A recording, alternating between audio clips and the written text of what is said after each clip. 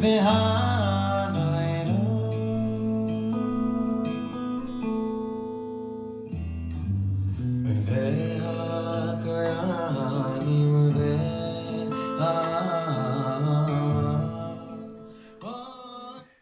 evening. How are you? That was Shlomo Katz singing his song Vehakohanim. And if you tuned in early enough, you heard him talking about on the holiest day in the year, the holiest man in the world would enter the holiest place in the world and call out the holiest name in the world. And we read all about it when we did Tractate Yoma about Yom Kippur. How's everybody doing? Let's light up the darkness. Who is with us on a Tuesday night as we gather to work our way through Tractate Moed Katan.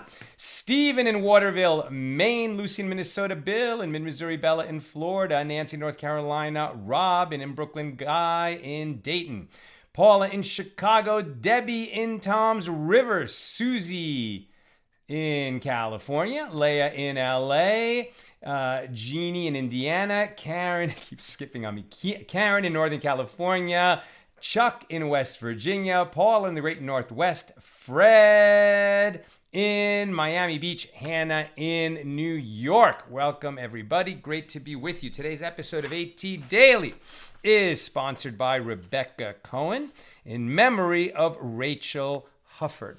May her memory always be for a blessing. May our learning today accrue to Rachel's merit in the world of souls. And Rebecca, may you and all your loved ones be showered in blessings. We say amen. And thank you for enabling us to share more Torah with more people around the world. We are in Tractate Moed Katan, the 12th volume of the Talmud. We're in chapter... We're in chapter 1, and today we'll be completing our discussion of Mishna number 1 in chapter 1, opening and closing, Mishna number 2, and beginning Mishna number 3.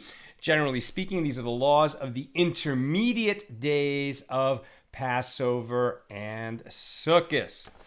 We pick it up near the top of 6a. We've been talking about that during the intermediate days of the festivals, general principle, it's not quite a holiday, it's not quite a festival when no work is allowed other than cooking. It's not a weekday when any work is allowed. So we circumscribe the kinds of work that we do and basically only work if it's to prevent a significant loss and if it doesn't require excessive exertion. However, when you're working on behalf of the needs of the community, particularly their needs during the festival, then a lot more is going to be allowed. And the Mishnah mentioned specifically that the agents of the court can go out and mark graves, hidden graves, forgotten graves, doubtful graves, so that people will not come to walk over the grave or walk under some kind of overhanging, tree branch or protrusion from a wall or something that forms a ceiling where the person covered by this thing and that possible grave are also under the same ceiling, which would be tuma, ritual impurity of the tent, as it is known. And so they go out and mark these graves, and that kind of work proceeds even during the intermediate days of the festival. And the Gemara continues its discussion about marking graves. And Rabbi Yehuda said if one found a single marked stone, this indicates that the ground underneath it is ritually impure. That's where the grave or the possible grave is. But if he found two marked stones, then we have a distinction that applies. If there is lime on the ground between the two marked stones, well, this indicates that the area between them is ritually impure, and the two stones mark the boundaries of this impure area. But if there's no lime on the ground between them, this indicates that the area between them is ritually pure, and each stone marks a separate area of ritual impurity. And, because you would hope that they would mark it in such a way that everything would be clear, but over time, the markings fade. Some of the markers might get moved or lost. And then it's almost like we're playing detective. What did the markings originally mean? When somebody comes to us and says, well, I'm not sure if I became tameh or not. I'm not sure if I'm permitted to enter the temple because I wouldn't be able to if I became tameh, ritually impure. Well, where did you walk? What did you see? And from that, we might deduce whether that person became tameh or not. And the Gemara asks, and is the area between these two marked stones deemed ritually pure, even though there is no sign of plowing having taken place between the stones?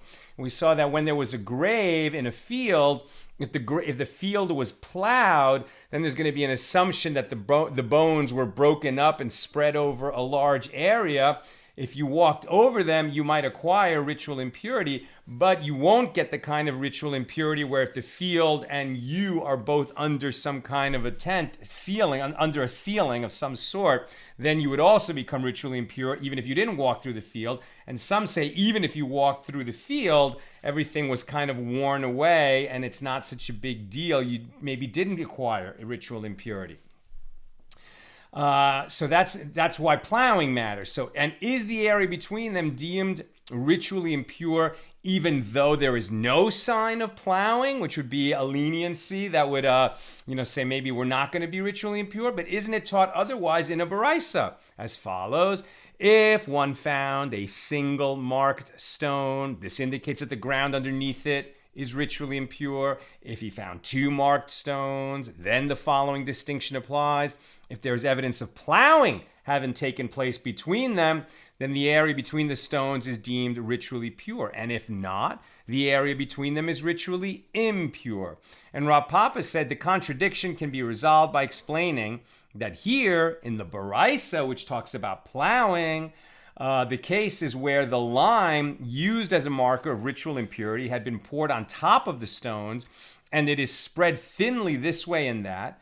In this case, if there's evidence of plowing having taken place between the stones, so then the area between them is ritually pure, as one can say that the lime was peeled off from the stones due to the plowing.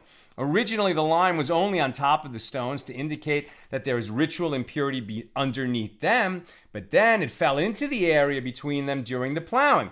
But if there is no evidence of a plow having passed between them, then it is most likely that the lime was meant to mark the ground between the stones, and the entire area between them is ritually impure.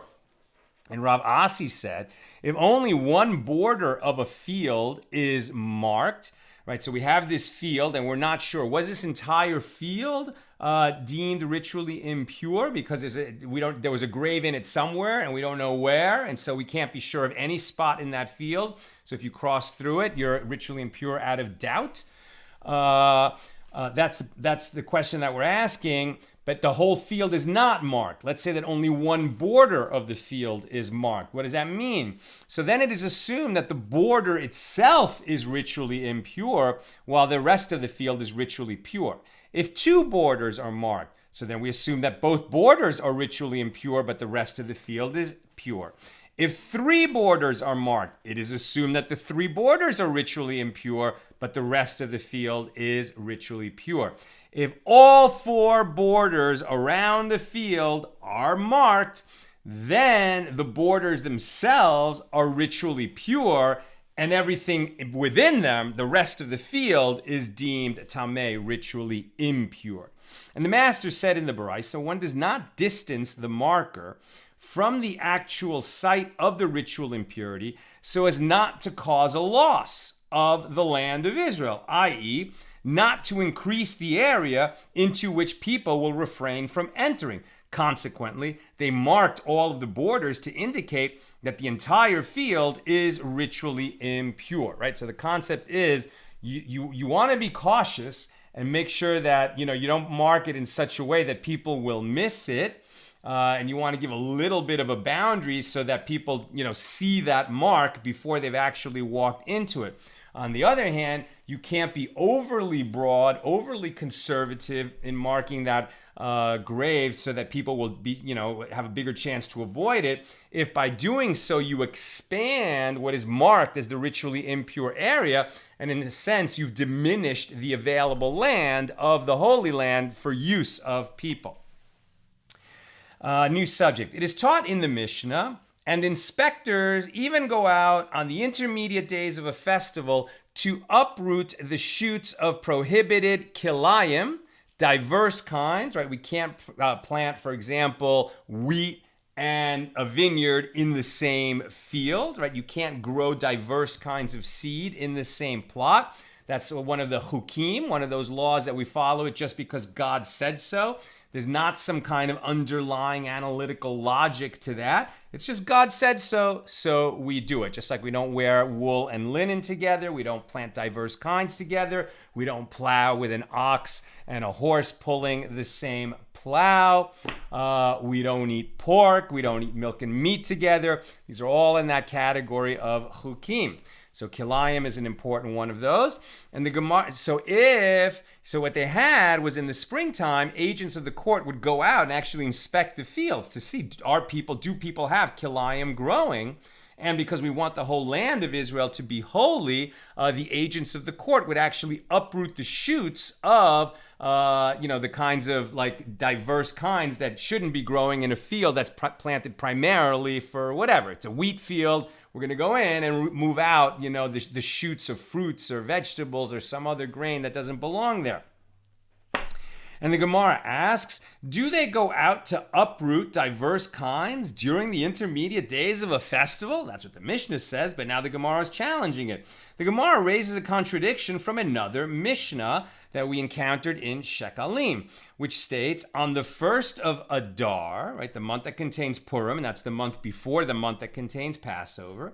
So on the first of Adar, the court issues a proclamation concerning the collection of the shekels, that year's shekels that are going to be donated and collected for the upkeep of the temple and the communal offerings that are offered every day of the year in the temple.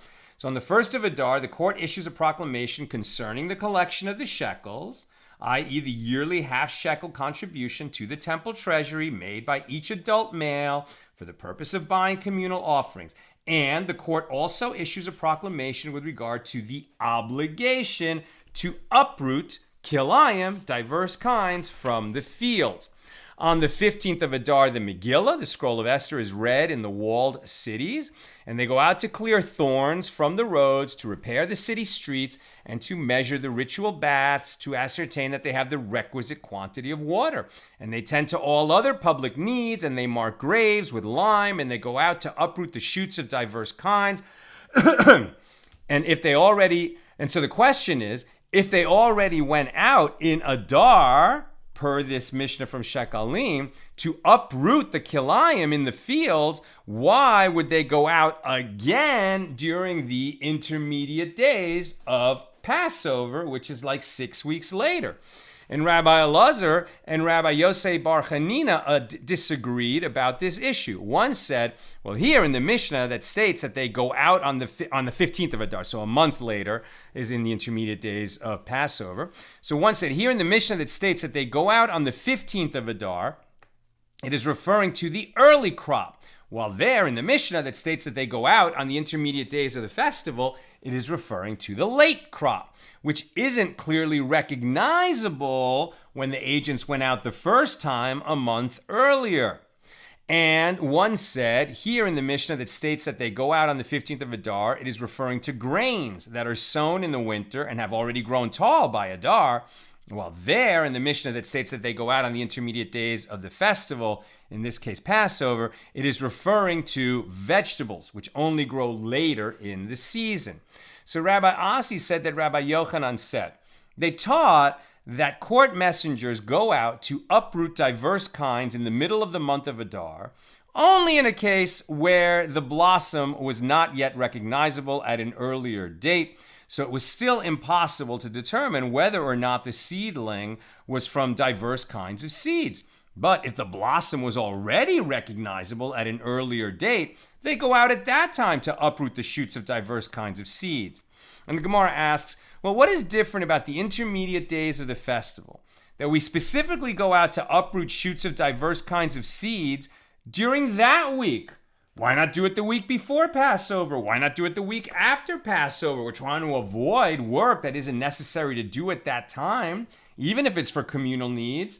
Although this isn't really for communal needs, right? It's sort of on behalf of the nation, but these are fields that belong to people. So why are we going to do this inspection by the agents of the court during the intermediate days of the festival, right? Why not do it before or after the festival? Answer, Rabbi Yaakov said that Rabbi Yochanan said, it is due to the wages paid to the workers hired by the court to uproot the kilayim. On the intermediate days of the festival, it is prohibited for these people to perform their ordinary labor because that's too strenuous and too much like the regular week. And so they reduce their rates for us, i.e. for public works, as otherwise they would have no income at all. So this is going to be permitted, this kind of work, because it does serve the community, so it's going to be permitted during the intermediate days of the festival. These laborers who need the money, but they're not allowed to do regular workaday work during those intermediate days, it's a win-win, right, that they really need to work at something. The court needs them to, the public needs them to go do this inspection and to uproot diverse kinds. But since they wouldn't be working otherwise, they'll take a cut in their pay. And Rav Zevid said, and some say that it was Rav Misharshia who said, learn from this explanation that when we give the workers who uproot the diverse kinds their wages, we give it to them from the funds of the collection of the temple treasury chamber. Since they are paid with consecrated money, an attempt is made to minimize the expenses, right? Because they're working for the public, they're going to take a cut in pay, and we're looking for people who will take a cut in pay. As if it enters your mind that we pay them from theirs, i.e. that the court forces the owners of the fields where these diverse kinds of seeds are being uprooted, we force them to pay the wages of the inspectors who go out and uproot the kilayim. If we force them to pay for the workers, well, what benefit would we, the public, and particularly the temple, derive from saving the expense? However much the workers desire, they should pay them. Rather, because they're working for the temple, as it were, it's a benefit to the temple that the temple saves some money by hiring them during a time when their wages are decreased. Okay.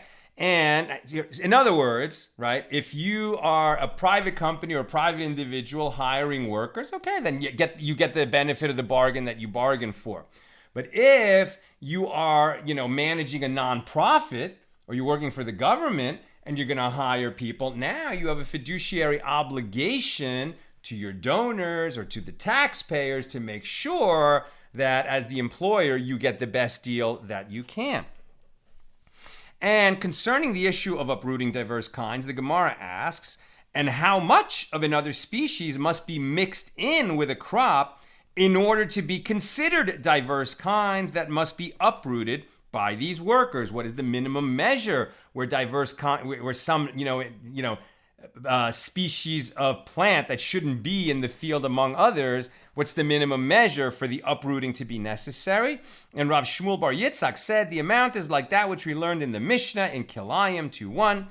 Any saw of seeds that contains a quarter kav or more of seeds of a different type, i.e. 1/24th of the mixture is a type of seed other than the main type, one must reduce the other type of seeds in the mixture by uprooting the shoots. So if the invasive species, as it were, amounts to 1/24th or more of the main species in that field, the lesser one, the invader, needs to be uprooted and pulled out of there.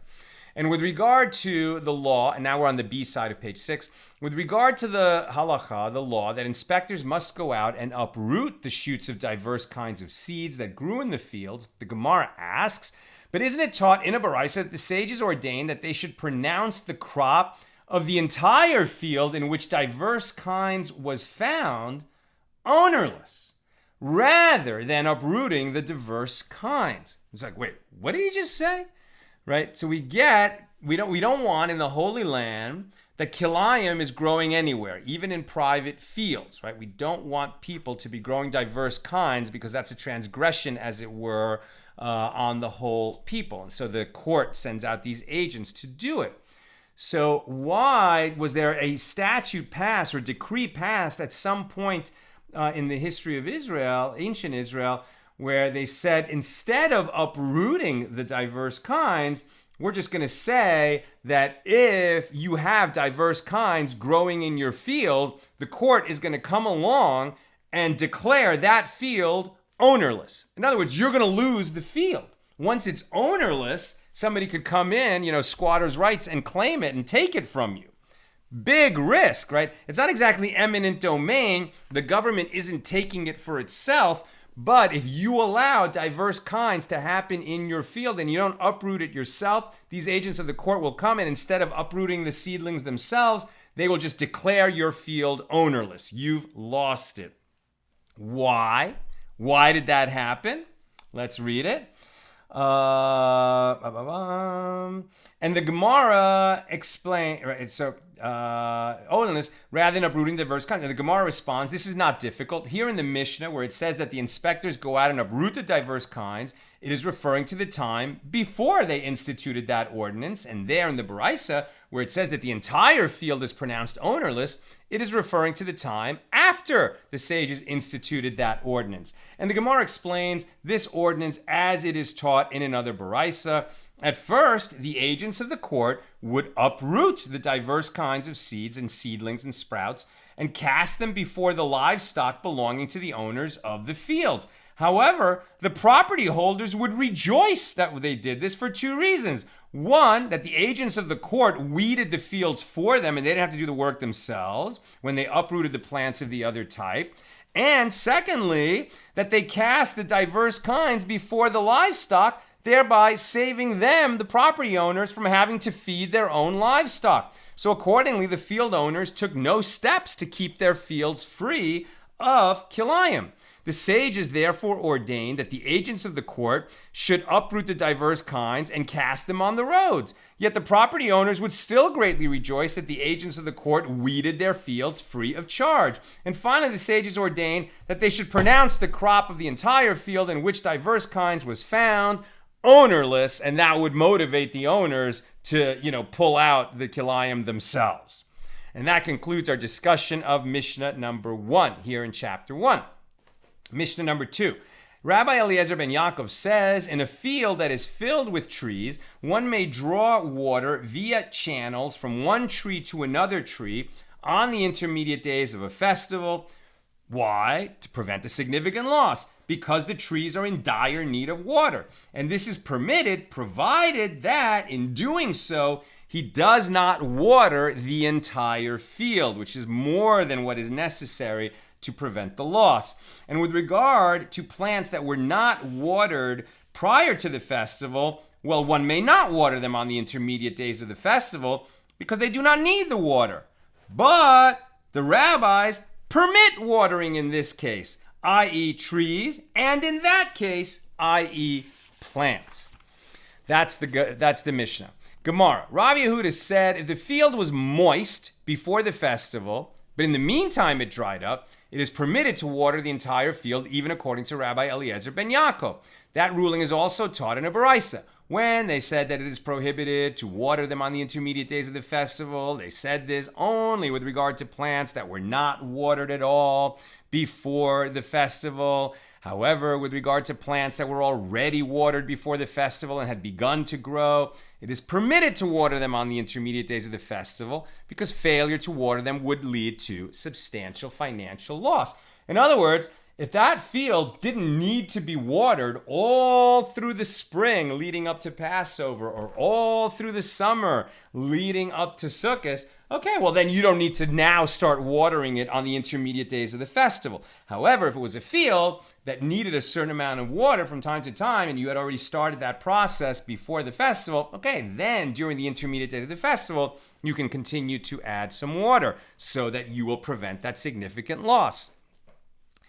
And if the field was moist before the festival, it is permitted to water it even if the field had not been watered prior to the festival. And one may not water a dry field on the intermediate days of the festival. But the rabbis permit watering this and that, i.e. plants that were not watered before the festival and even a dry field. And Ravina said, learn from here that one is permitted to sprinkle a garden, tarbitza, with water on the intermediate days of a festival. And Ravina explains how he arrived at this conclusion.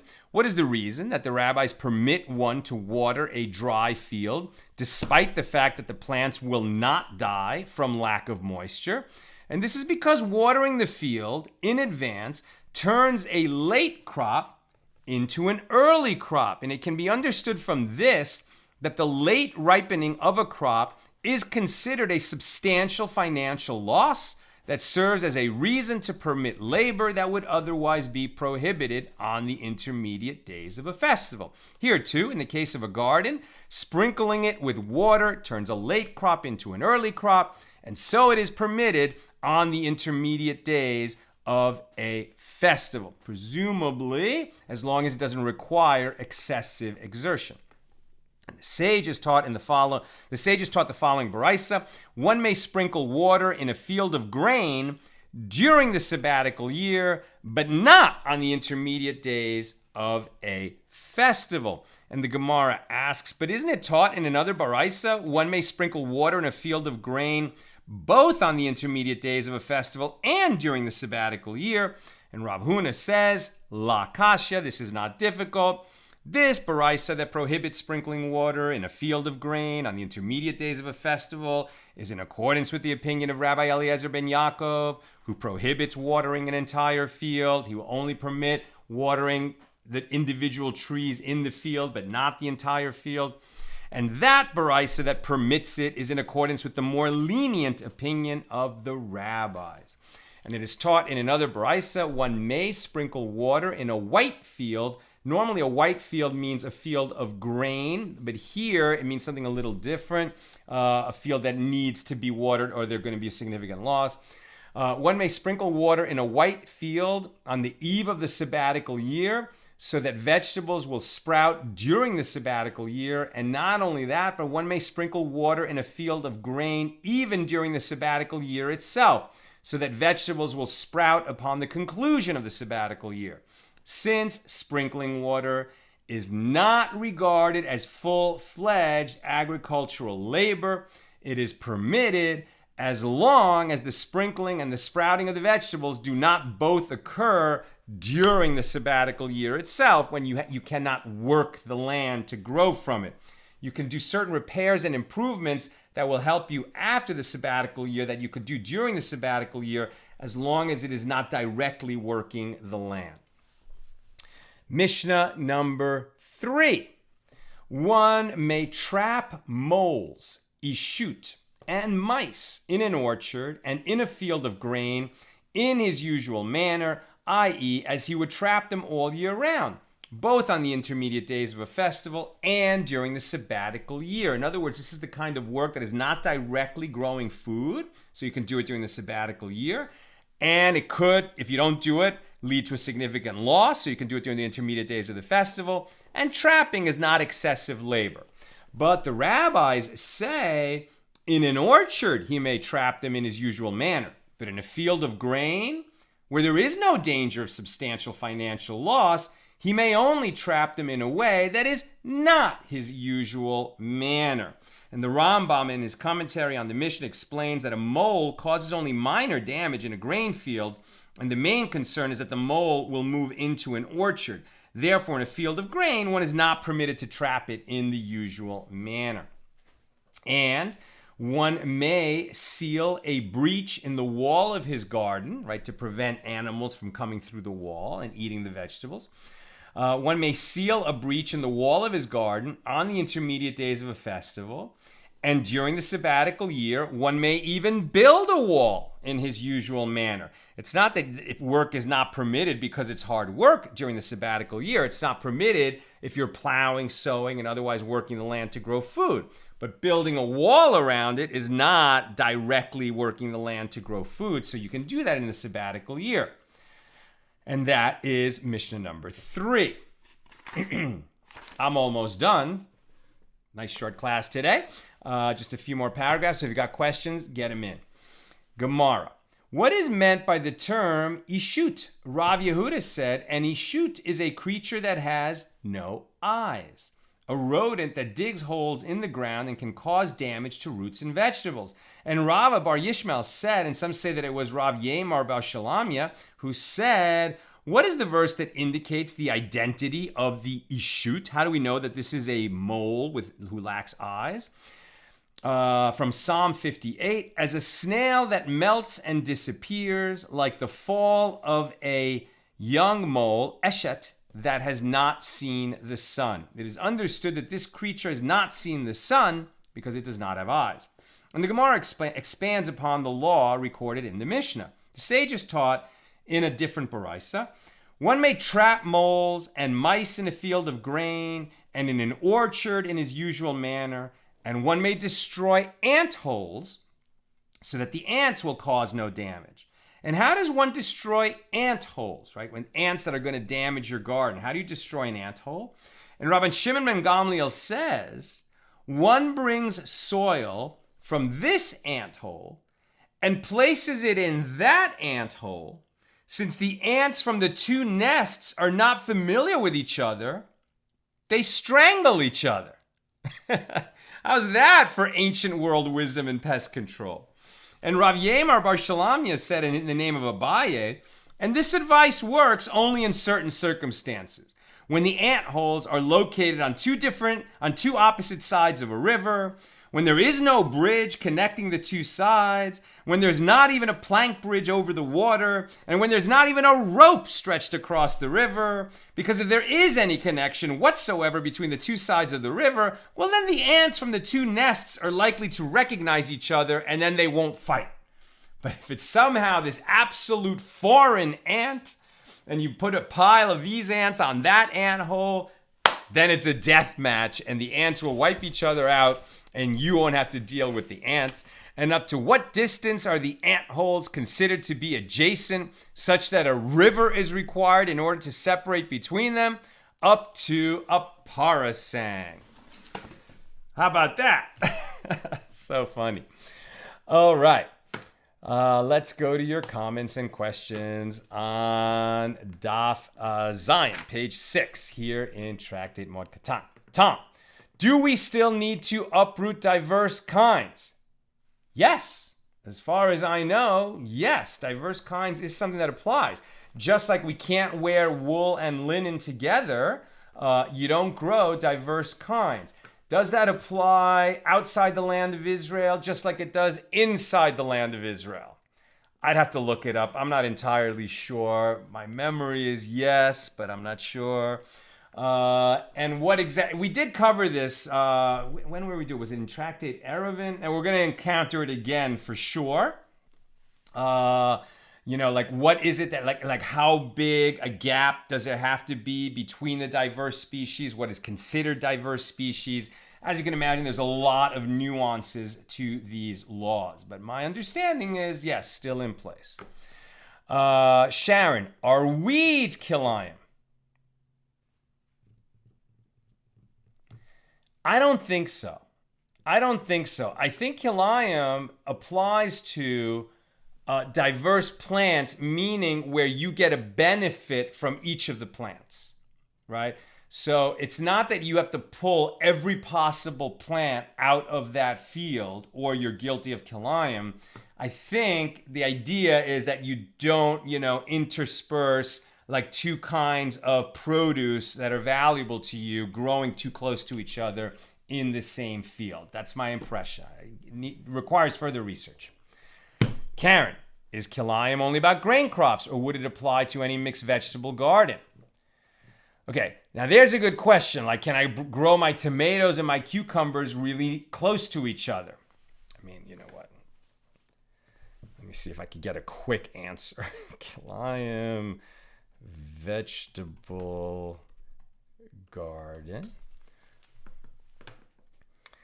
Where shall we go? Let's go to Chabad. What is kilayim? The Torah prohibition against mixing. Here's the sources, the words, some laws. Not to plant mixtures of seeds, right? The seeds themselves can't be mixed when you plant them. Not to graft trees of different species together. Not to plant grape seeds with other kinds of seeds. Not to crossbreed animals, and not to harness two animals from different species together to work. Not to wear a garment made of wool and linen. These are all related to diverse kinds. So, you know, I think you can't have your vegetable garden right up to your wheat field or in the midst of your wheat field without a clear border between them. But can you plant, you know, your cucumbers right close to your tomatoes? I'm not sure. Requires further research. And finally, two more questions. Sharon, I was reviewing the story of Honi hamoed, right, the circle maker that we read in Tractate Tainus, the one who, with great chutzpah, told God, I'm not going to move from my circle until you send the rain. And then the part 2 of his story, where he was the Jewish Rip Van Winkle and slept for 70 years. So Sharon, I was reviewing the story of Honi with my students today. Could Honi have done his proactive prayers for rain during the Shemitah year on Chol hamoed? Is it considered watering? Is it considered watering when you have the power to bring rain from heaven? First of all, I don't know that praying is going to be considered an exertion, an excessive exertion that's like work. Prayer, I don't think, is ever really considered work. Second, no guarantee that the rain is going to come, but still an interesting question. I like it. Bill, funnily enough, this particular piece of wisdom shows up in my favorite book, The Once and Future King, when Merlin is teaching a young King Arthur, pre-King Arthur, about the horrors of war. And the author, T.H. White, considered war to be humankind's chief failing and remarked how rare we are in creation for doing it. It's us, a few ants, and 2 termite species, I guess, that go to war, and other species don't. That's it? No others? Interesting. Lions can be very cruel, right? But it's not a war, right? They'll kill the young of another male so they can establish themselves. And I guess don't bees and hornets sometimes go at it? But generally speaking, yeah, ants and humans. Well, may we all merit to see the day soon, perhaps today, perhaps tomorrow, when Mashiach comes and it's an end to war, right? And we'll beat our swords into plowshares. Is that what it is? May we see that day soon when war will be no more. We say amen. Thank you for learning with us today. And God willing, we'll be together again tomorrow for page 7 at our regular time, 6 p.m. Pacific. Have a great night.